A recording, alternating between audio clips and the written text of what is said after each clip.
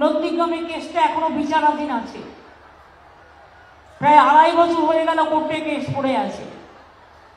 কি হয়েছে না হয়েছে এর উত্তর তো মানুষ একদিন দেবেই। জোর করে গায়ের জোরে কাউকে খুন করে, কাউকে লুট করে, টাকার জোরে নিজে কোটি কোটি টাকার মালিক হয়ে অন্যদের বলছে চোর। চোরের মায়ের বড় গলা। সবচেয়ে বড় পকেট মারি স্কুল এডুকেশনে কে করেছে? ভুলে গেছেন মিদনাপুর পূর্বের লোক?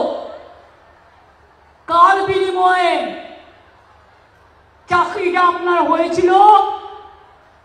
কিসের বিনিময়ে? খবর আমি রাখি।